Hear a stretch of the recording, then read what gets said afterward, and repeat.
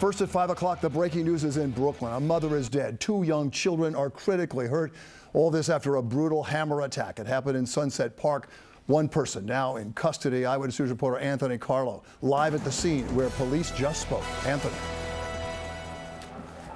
Well, when you say disturbing, that doesn't do enough to describe what went down here, and police recognize that off the bat. We heard from them moments ago on this residential block where right inside of a home here, a mother, a married mother, only 43 years old, was killed. Police say beaten to death with a hammer, and her 5-year-old son and 3-year-old daughter right now in the hospital fighting for their lives. Take a look here at some of the video just fresh from this scene as police were investigating. They responded to a 911 call at about 10 minutes to 3 this afternoon of an assault in progress. Police quickly spotted a suspect heading out of the building here, they say covered in blood. A hammer, police say, recovered at the scene, and when they went into that home, well, what they encountered is just unspeakable. They say 3 victims seriously hurt in a second-floor apartment caused by this hammer attack. All 3 taken to local hospitals. Of course, 2 of them, as we mentioned, small children fighting for their lives, and their mother, 43 years old, passed away. Take a listen here to police officials during their update.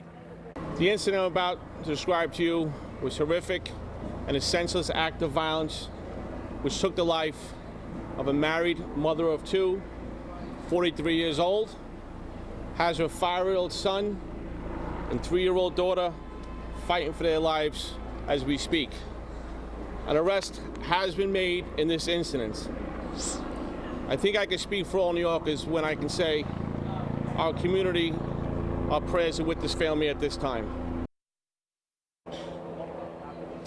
Senseless and horrific is what the chief of patrol called this attack. As you heard him mention, a suspect is in custody at the precinct. We are told that he was living in a room in this home, a home that had 3 separate rooms, 3 different families living in that home. The suspect was living with his 9-year-old son. We are told at this point that he had no relation to the family who was brutally beaten in this attack, living in another room. Again, a 43-year-old mother and her 2 children. That suspect, who is at the precinct right now, has not yet been charged, but we are, of course, expecting serious charges. Assemblymember Lester Chang here, who was at the scene, says as far as he knows, that suspect had a clean record.